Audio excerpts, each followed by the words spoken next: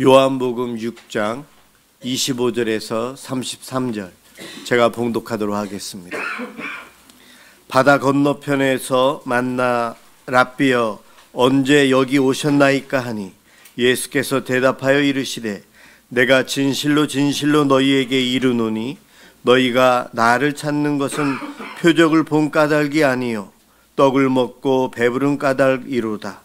썩을 양식을 위하여 일하지 말고 영생하도록 있는 양식을 위하여 하라.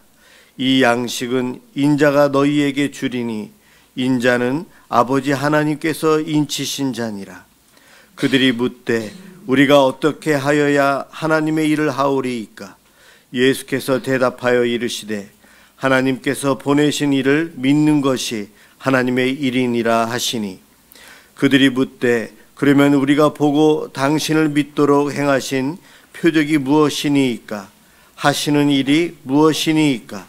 기록된 바 하늘에서 그들에게 떡을 주어 먹게 하였다 함과 같이 우리 조상들은 광야에서 만나를 먹었나이다.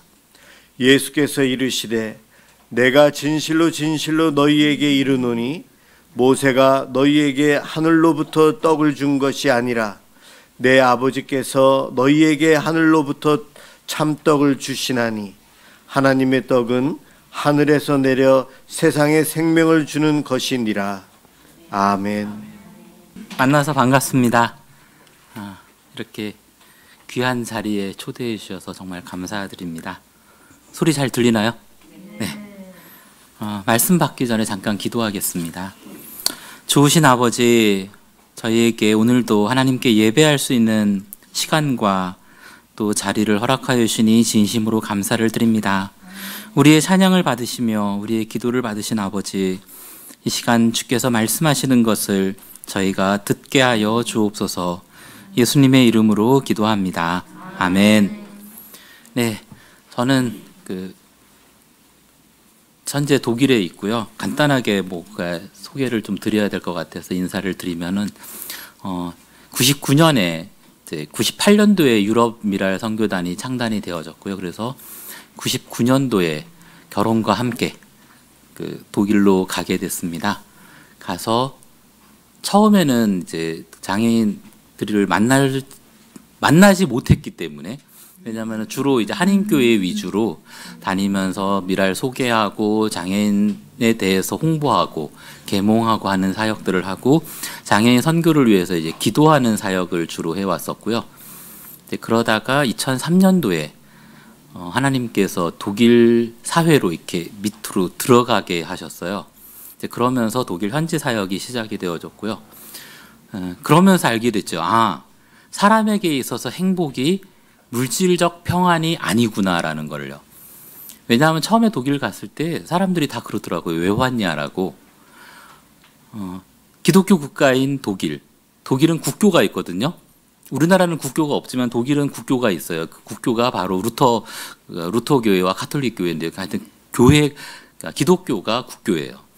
그리고 90년대 말만 해도 한국이 그렇게 장애인 복지 쪽에 굉장히 영세한 상황이었기 때문에 와서 도대체 뭘 하려고 하느냐, 이렇게 발달된 곳에서 그런 질문을 참 많이 받았죠. 그러다가 이제 독일 현지 사회로 들어가면서 자연스럽게 이제 그들의 필요가 있다라는 걸 알게 된 거예요. 그러니까 사람의 물질적으로는 행복한데 다 채워지는데 그런데 부족함이 있더라는 거죠. 그 부족함이 있는 것을 몰라요. 뭐가 부족한지. 그러니까 다 있는 것 같은데 뭔가 하나 없는 것이 있는데 그것이 사실 오늘 전할 말씀이고요. 그 하나 없는 것을 전하기 위한 건 방법이 있어야 되거든요. 오늘 지금 한국도 전도하기 힘들잖아요. 독일도 마찬가지거든요. 그래서 장애인들을 어떻게 하면 복음의 자리로 오게 할까? 그러니까 오면은 전할 수 있으니까요. 오게 할까라고 해서 이제 기도하던 중에 하나님께서 그 클래식 음악 연주자들을 만나게 하셨어요. 이미 독일 처음 갔을 때부터 독일은 유학생도 그렇고 현지 오페라단에서 일하는 사람들도 많고 한국 사람들이 참 많거든요. 그래서 그들 중에 헌신된 사람이 있더라고요. 그들의 고민이 뭐였냐면 내가 갖고 있는 이 독특한 재능, 정말 이 상위 레벨의 있는 그 재능을 하나님이 자기들에게 주셨을 때는 선교를 위해서 주신 건데 교회에서는 예배를 돕는 사역 외에는 할 게 없다. 그러니까 좀 더 자기들의 그 고퀄리티를 쓸 수 있도록 이끌 수 있는 리더를 못 만났다라는 고민을 하더라고요. 그래서 그러면은 미랄과 함께 한번 해보자. 그래서 이제 다리음악회가 시작이 됐습니다. 독일 장애인과 하나님을 잇는 다리가 되는 거죠. 음악회가. 이제 그렇게 해서 지금까지 사역을 해왔고요. 지금은 음악회에서 좀 더 발전돼서 그러니까 다리음악회는 사람들을 모으는 초대하는 자리고요. 그리고 그게 되니까 가는 작업이 가능해졌고 그것을 통해서 목요 모임이 이루어지고 이제 정기 모임이 되다 보니까 지금은 1년에 한 번씩 이제 장애인 캠프도 장애인 캠프는 그거예요. 장애인과 비장애인이 함께 더불어 사는 거죠. 그러니까 그게 얼마나 좋은지를 사람들이 몰라요. 근데 사실은 그게 제일 큰 행복이거든요. 함께 더불어 살아가는 게. 그렇게 해서 사역을 하고 있고 다리음악회는 제가 나오기 바로 전주 3월 24일, 25일 전에 저희가 살던 킬 그리고 지금 살고 있는 함부르크에서 2번 열렸고 5월 달에 5월 20일인가요? 17일 죄송합니다. 5월 17일부터 해서 4박 5일 동안 그러니까 그때가 5월 18일이 예수님 승천하신 날이거든요. 그래서 독일은 그때가 이제 공휴일이에요. 예수님 승천하신 날도. 그래서 그때부터 해서 주일날까지 이렇게 그러니까 수요일 저녁부터죠. 그 전날 해서 4박 5일로 진행이 되는 캠프가 있으니만큼요. 우리 성도님들 혹시 생각나시면 같이 기도해 주시면 좋겠습니다. 뭐 간단하게 이 정도로 사역은 정리를 하고요. 이제 본격적인 말씀으로 들어가면은 이 본문은 제가 지난 월요일 날 새벽에 받은 말씀이에요. 원래는 보통 선교사들이 오면은 다 준비해 갖고 온 말씀으로 하게 되거든요. 근데 이상하게 지난 주일날 밤에 잠을 자는데 깊게 제가 못 잤어요. 굉장히 피곤한데도 불구하고 뭔가 오늘 전할 말씀이 제 마음속에 이렇게 걸리더라고요. 그러니까 준비해 온 말씀이 그러다가 주일날 새벽에 본 말씀이 이 말씀이었는데 딱 꽂혔어요. 요거다. 그리고 나서 좀 있다가 이제 그 설교 본문을 보내드렸더니 목사님께서 그러더라고요. 오늘이 임직 투표가 있는 날이라고. 그래서 이 말씀을 하나님이 주셨나 보다 생각이 됐습니다. 자, 우리가 살아가면서 너무나 중요한 게 있어요. 그게 뭐냐 하면 먹는 거예요. 먹는 거 싫어하는 분 혹시 계신가요? 아무도 안 계시네요. 근데 먹는 거 싫어하는 사람들이 있어요. 다이어트를 많이 하다 보면 그게 정신질환이 돼요. 거식증이라는 병이 있거든요. 아예 입맛이 없던가 아니면은 먹자마자 바로 토하던가 하는 거식증이라는 병이 있는데 이거는 공식적인 명칭으로는 신경성 식욕 부진증이라고 한대요. 근데 일반적으로 거식증이라 그러는데 이 거식증은 근데 최근 현대병이라고 사람들이 알고 있는데 사실은 현대병이 아니고요. 아주 오래전부터 있었던 병이라고 합니다. 대충 지금 인터넷 찾아보면 어디서부터 근원을 보냐면 중세시대 때 그러니까 한 1000년 전이죠. 1000년 전쯤에 교회 유럽 기독교 사회 안에서 절제하는 운동 그러니까 수도원이라든가 이런 걸 통해서 뭔가 나를 절제하고 하던 이런 운동이 지나치게 발전돼서 먹는 것을 금식을 너무 많이 하던 나머지 생긴 병이라고 합니다. 사람의 욕구 중에서 식욕은 가장 중요하고요. 하나님이 복으로 주신 것 중에 하나예요. 그러니까 사람에게 욕구들이 있는데 그중에 식욕은 하나님이 주신 거예요. 복으로 주신 거예요. 그게 어디 나오냐? 창세기 1장에 나오거든요. 하나님이 사람을 만드시고 나서 1장이 아니고 2장이네요. 동산 모든 나무의 실과를 먹어라 라고 하셨죠. 먹는 것은 절대 죄가 아닙니다. 하나님이 주신 복이에요. 먹고 마시고 이것이 하나님이 우리에게 주신 가장 큰 복이고 가장 큰 행복입니다. 근데 문제는 죄로 인해서 우리가 먹는 복을 누릴 수 없게 됐다라는 거죠. 그러니까 선악과를 먹음으로 인해서 우리가 받은 그 저주가 뭐였냐면 일을 해야지 먹을 수 있는 거예요. 내가 열심히 땀 흘리고 달려가고 열심히 해도 일을 해야지, 이마에 땀이 흘러야지 먹을 수 있다라고 했습니다. 그러다 보니까 오늘날에는 고민이죠. 우리 성도님들은 이런 질문을 받으시면 어떠신지 모르겠는데요. 자, 살기 위해 먹습니까? 먹기 위해 삽니까? 살기 위해 먹어요. 굉장히 헷갈려요. 살기 위해 먹는다? 그럼 너무 먹는 게 너무 비참해지잖아요. 그렇다고 해서 먹기 위해 삽니다. 이거는 뭔가 더 동물적인 게 되는 것 같고, 굉장히 우리가 복잡한 상황에 놓인 것이 오늘날 우리들의 모습입니다. 그런데 사실은 아까도 말씀드렸지만 우리를 먹기 위해 살아야 돼요.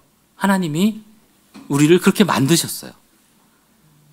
그러니까 에덴 동산에서 분명히 정확한 어떤 상태인지 뭐 신학적인 논쟁이 있지만 대체적으로 그 선악과를 먹어서 우리가 죽게 됐잖아요. 그럼 반대로 에덴 동산에 우리가 계속 있었다면 아마 영원히 살았을 거예요. 그런데도 불구하고 우리는 먹어야 되는 존재였다라는 거죠. 이게 굉장히 중요합니다. 하나님은 우리를 안 먹고 살 수 있는 존재로 안 만드셨어요. 먹어야 살아요. 그렇다고 한다면 거식증이야말로 어떻게 보면 하나님 앞에 가장 큰 죄의 그 모습을 보여준다라고 할 수 있어요. 그러니까 빨리 치료받아야 될 그 정신병 중에 하나가 거식증이 아닐까 싶습니다. 이거는 반드시 극복해야 되는 우리의 문제인데요. 자, 먹기 위해 우리는 살아요. 근데 지나치게 먹는 것을 밝히는 것도 죄죠. 그러니까 이게 참 애매한 거예요. 많이 먹어도 문제고 또 안 먹어도 문제고 적당히 먹는 게 뭘까? 현대사회, 과거에는 사실 한국 사람들 중에 당뇨가 별로 없었어요. 그죠? 제가 어렸을 때만 해도 없었던 것 같아요. 한 30년 전쯤만 해도. 당뇨병 하면은 이렇게 부유층에 대한 병이었던 거, 아니면 유전이든가. 유전이 아니라면, 당뇨가 있다 그러면 잘 사네, 부자네, 이런 소리를 들었던 것 같은데, 최근 들어서는 굉장히 많아요. 한 40대만 되면 다들 이제 당뇨를 걱정해야 되는 상황이 되어졌죠.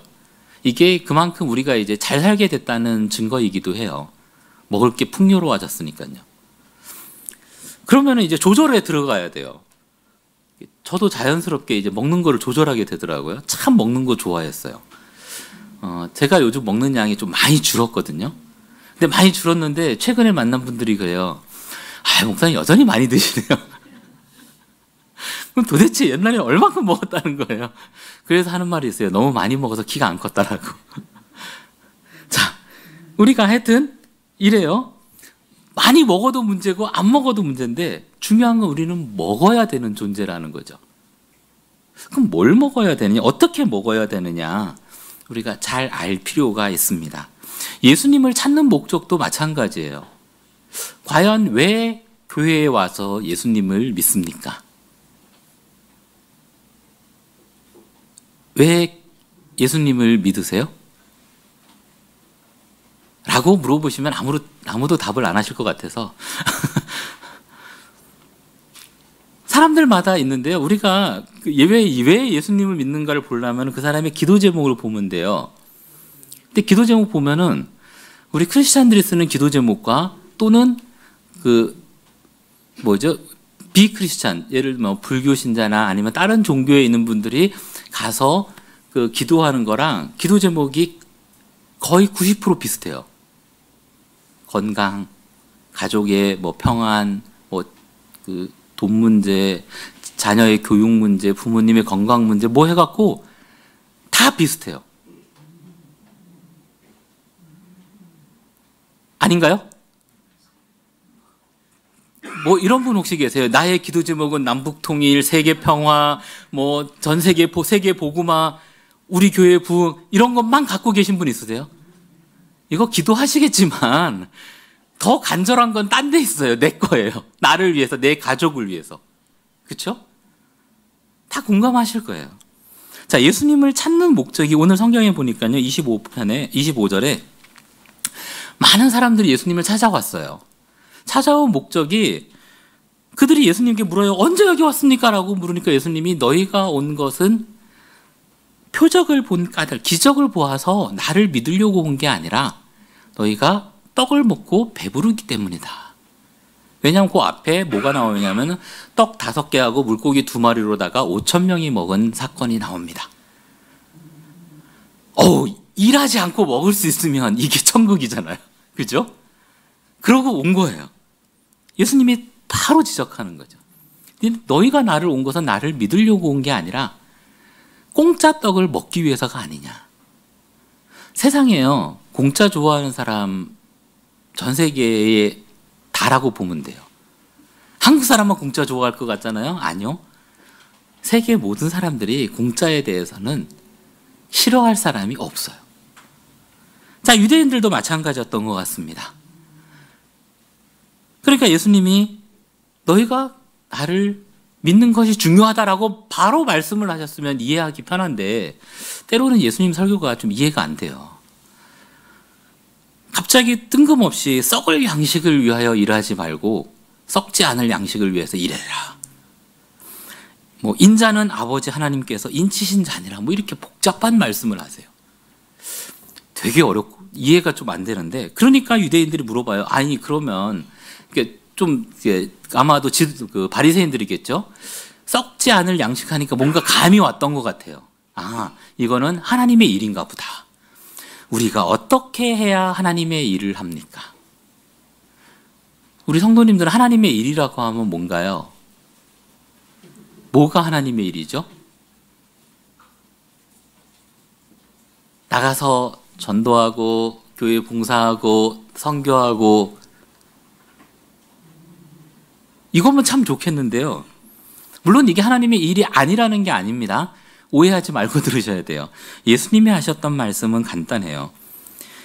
하나님께서 보내신 이를 믿는 것이 하나님의 일이다. 29절입니다.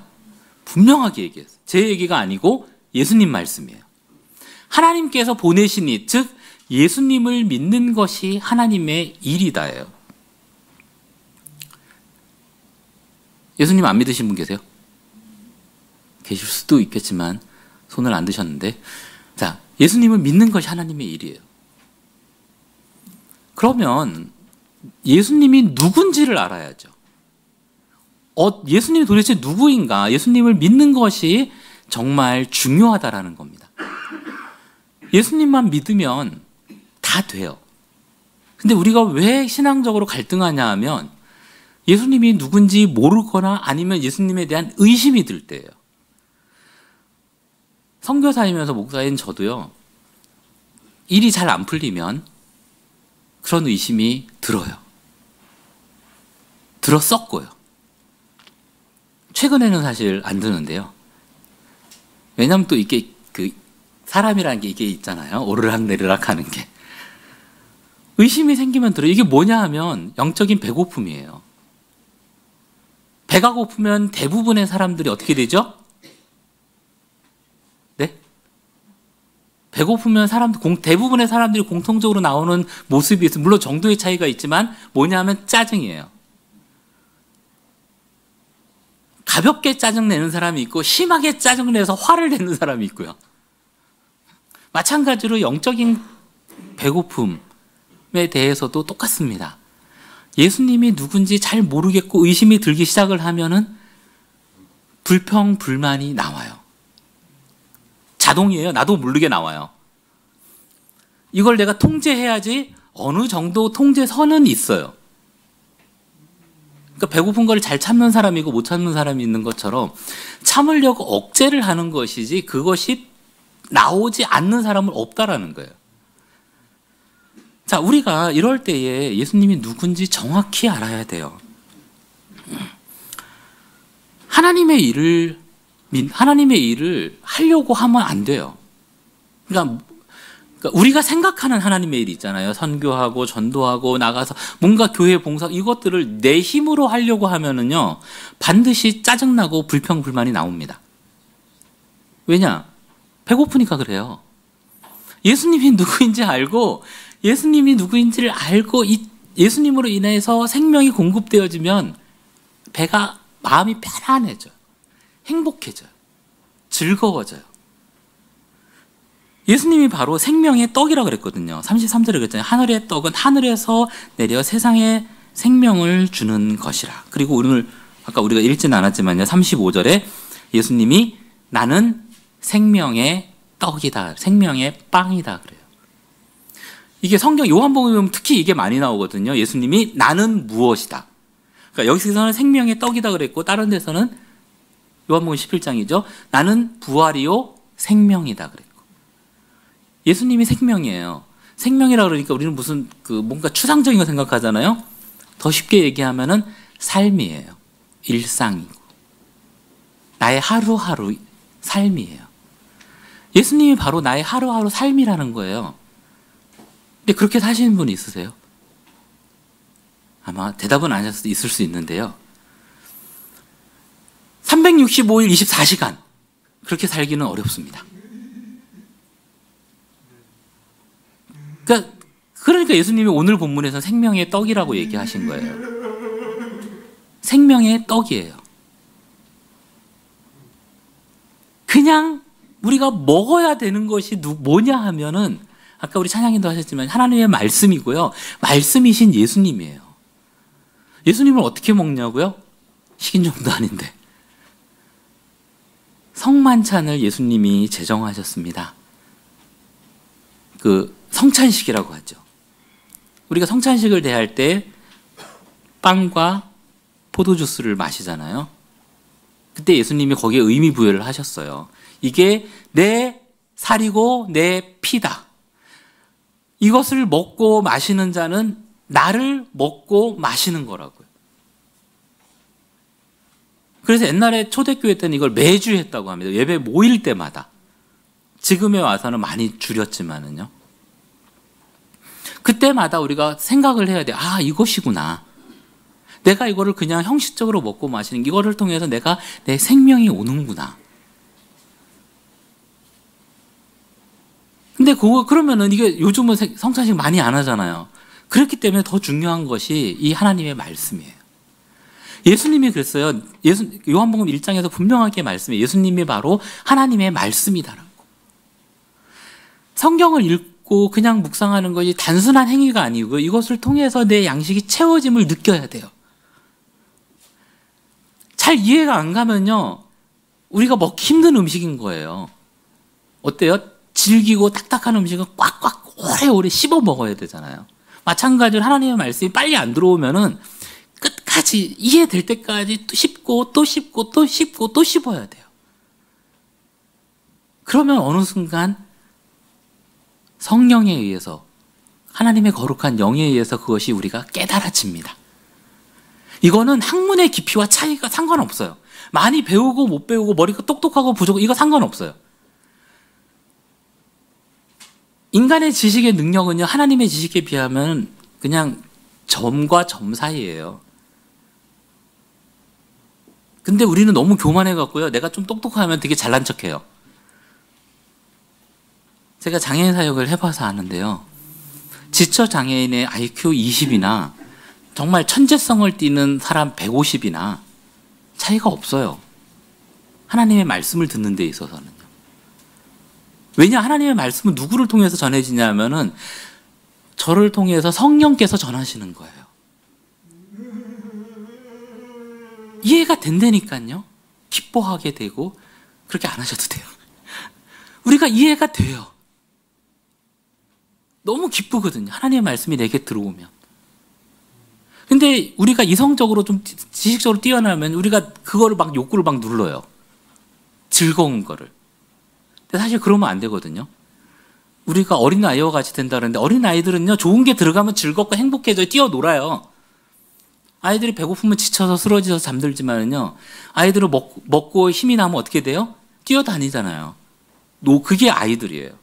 근데 우리가 예수님이 우리를 천국에 들어간 어린 아이와 같지 않으면 천국에 못 간다 그랬거든요. 근데 우리는 자꾸 뭔가 이게 채워지는 은혜를 막 누르려고 그래요. 그러면은 우리가 힘들어지는 거죠. 그게 우리가 나 스스로 하나님의 은혜를 막는 행위가 돼요. 우리는 먹고 마시고 즐겨야 될 때입니다. 오늘 투표하신다고 그랬는데요. 모르겠어요. 뭐 어떻게 투표하시는지 모르겠는데 누구를 뽑아야 되냐면요.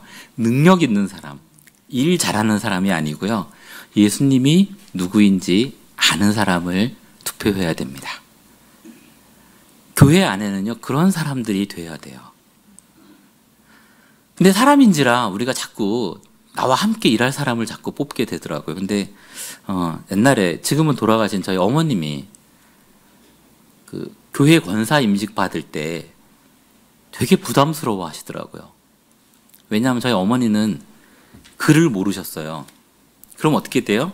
당연히 성경을 못 읽죠. 찬송가도 많이 들은 거는 대충 따라할 수 있는데 노래도 못 하시니까 잘 안 돼요. 그러니까 이제 교회 권사가 되면은 그래도 성경도 읽을 줄 알아야 되고 나가서 전도도 해야 되고 여러 가지 말씀하시길래 제가 어머니께 하신 말씀이 있어요. 그때 제가 고등학생 때인데도 불구하고 주제넘게 아니 엄마처럼 새벽기도 맨날 나가는 사람 없어. 그랬거든요. 그랬는데 어머님 돌아가시기 전에 요양병원에 계셨거든요. 요양병원에 저희가 독일에서 와갖고 한번 찾아간 적이 있어요. 그때 요양병원 직원들이 하는 말이 있었어요. 박춘옥 할머니 같은 분만 있으면 100명이 있어도 자기는 안 힘들대요. 왜 그러세요? 그랬더니 항상 표정이 밝으시다고. 그리고 화를 안 내신다고. 그 순간 제 마음속에요. 정말 우리 어머니가 하나님의 자녀였구나. 누구보다 말씀대로 살았구나. 라는 것이 보여지더라고요.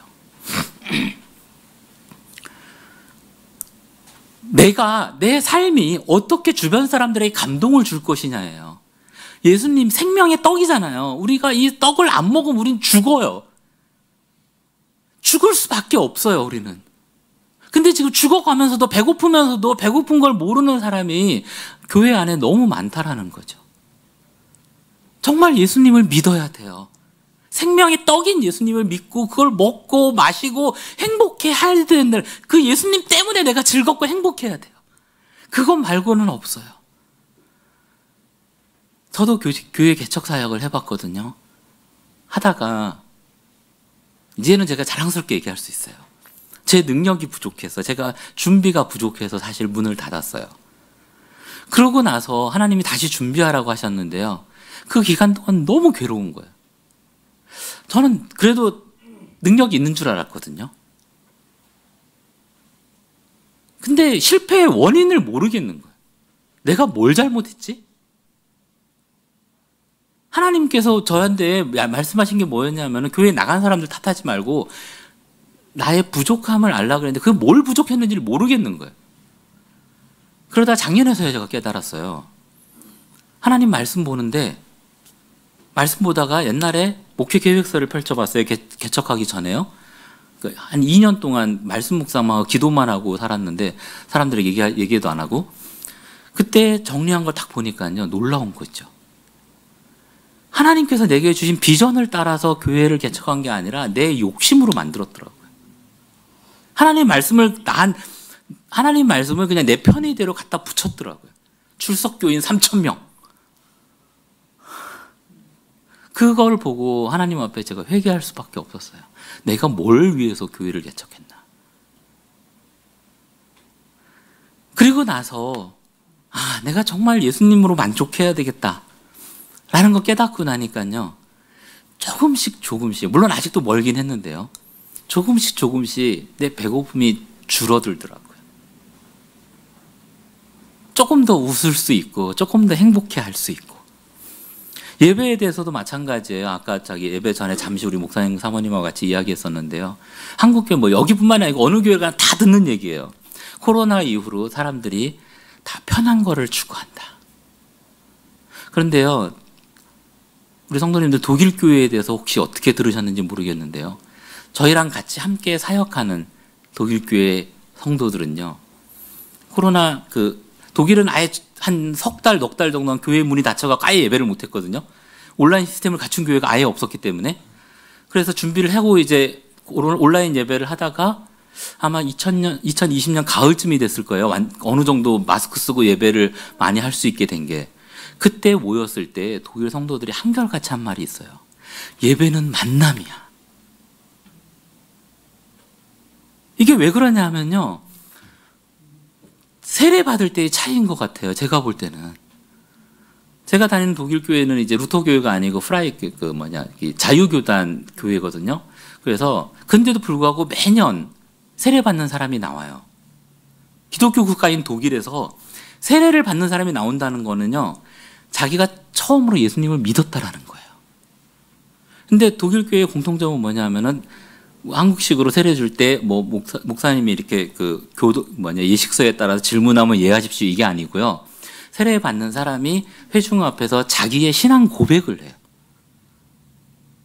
그러니까 사람마다 다 신앙 고백하는 내용이 다 다르죠. 공통점은 있죠. 예수님을 나의 구주라고 하는. 그거를 듣고 있다면요. 눈물이 나요.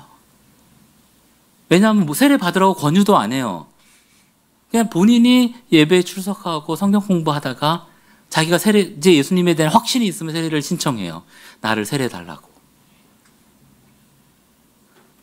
그러니까 어떠냐면 제가 지금 하고 있는 그 소그룹에도 나오는 분이 한 분 있는데요. 지금 50대 후반의 이제 여자 성도님인데 2019년에 그분이 예수님 믿었다고 했으니까요. 그러니까 예수님 믿은 지 얼마 안 돼가고 바로 코로나가 터졌거든요. 근데 이분이 할 말씀이 있어요. 그러니까 독일 교회 성도들이 뭐냐? 성경은 잘 몰라요. 솔직히 독일 교회 성도들이 그 옛날 카톨릭 전통이 있어가고 성경을 잘 안 읽는데 공통점이 뭐냐면 예수님에 대해서는 분명해요. 내가 믿는 예수님에 대한 고백이 분명해요. 그러니까 믿음이 흔들리지 않는 거예요. 초신자든 오래 성도를 믿은 사람들이든 기회만 되면 하나님 앞에 나와서 예배하고 성도 간에 교제하는 게 너무 행복하다라는 거예요. 한국 교회에 지금 미사 남서울 은혜교회 지금 이 자리에 우리에게 가장 필요한 게 이건 것 같습니다. 우리가 먹고 즐겨야 돼요. 먹고 즐기는 삶이 이제 우리가 마지막 해야 될 삶이에요. 성만찬을 예수님이 언제 정하셨죠? 십자가에 달리시기 마지막 밤에. 마지막 밤에 그러면 어때요? 지금은 어때요? 하루 시간으로 따지면 이 세상의 시간은 세상 끝날이잖아요. 이제는 우리가 예수님과 함께 성만찬을 하면서 먹고 마시고 즐겨야 될 때라는 거예요. 그 즐김을 통해서 세상 사람들에게 감동을 줘야 돼요. 예수님 믿으면 이렇게 행복해라고. 그게 전도예요. 솔직히 나가서 전도지 준다고 해서 전도 잘 안 되잖아요. 왜냐하면 전도하는 사람 표정이 어두워서 그래요. 내가 행복하면 사람들이 궁금해해요. 당신 미쳤냐고. 그때 자랑하면 돼요. 나 미친 거 맞다고. 예수님 때문에 미쳤다고. 우리가 이제는 먹고 마시고 즐길 때입니다. 배고픈 걸 알아야 돼요. 배고픈데 모르는 건 거식증이에요. 우리의 영이 그런 질병을 앓고 있으면 누가 마음 아프냐면요. 하나님이, 우리의 아버지가 마음이 아프세요. 자식이 그런 질병에 있다고 생각해봐요. 부모로서 얼마나 마음이 아픈지. 잘 먹어야 되는데 못 먹는다고 생각해봐요. 하나님 아버지가 우리를 보실 때에 우리가 못 먹고 마시면 안 된다라는 거예요. 이제 우리는 먹고 마셔야 됩니다. 우리 다 같이 마지막 성경 구절 한번 읽고 제가 기도하겠습니다. 요한복음 6장 35절. 제가 아마 잘못 보낸 것 같아요. 여기 35절까지 읽었어야 되는데 성경 35절 우리 같이 읽겠습니다. 예수께서 이르시되 나는 생명의 떡이니 내게 오는 자는 결코 줄이지 아니할 터이요 나를 믿는 자는 영원히 목마르지 아니하리라. 아멘. 예수님의 생명의 떡을 먹고 마시면 배고프지 않아요. 그러면 그 다음부터는 자동이에요. 제가 도일교회 하면서 느낀 게 그거예요. 정말 믿는 사람들은 다 다 자발적으로 하더라고요. 한국 교회에서 굉장히 목사님들이 설교에서 강조해서 하는 것들, 뭐 예를 들면 주일 성수, 11조, 교회 봉사 다요. 잘 예수님을 확실히 믿는 사람들은 그냥 자동이에요. 왜냐? 아까 그랬잖아요. 어린아이들은 먹으면 어때요? 뛰어놀아야 돼요. 안 뛰어노는 아이 없어요. 우리가 예수님을 제대로 먹고 마시면 우리의 영이 행복해지고 그러면 우리는 자동으로 뛰어놀게 됩니다. 배고픈 가운데 일하지 마세요. 배부른 다음에 그 다음에 노십시오. 기도하겠습니다. 사랑이 많으신 하나님 아버지, 정말 우리를 끔찍하게 사랑하시는 아버지, 우리의 영의 배고픔을 해결하기 위해 하나밖에 없는 아들을 우리에게 주시니, 그것도 우리에게 먹고 마시라고 주시니 감사합니다. 이제 우리가 예수님의 살과 피를 먹는 성도가 되어졌다고 한다면 우리가 늘 주님의 말씀을 통해 우리가 먹고 마시고 우리의 배고픔이 해결되어지게 하여 주옵소서. 우리가 이제 배부른 상태에서 즐기며 살아가게 하여 주옵소서. 그리할 때에 우리 미사 남서울 은혜교회가 부흥되어지며 또한 이 주변에 있는 정말 배고픈 영혼들을 하나님께로 인도하실 줄 믿습니다. 우리의 믿음이 이 세상을 구원하는데 한 작은 디딤돌이 되어질 수 있도록 우리의 믿음을 도와주옵소서. 우리에게 믿음을 허락하여 주시고 우리가 온전히 먹고 마실 때에 우리의 영적인 에너지를 공급하여 주옵소서. 예수님의 이름으로 기도합니다. 아멘.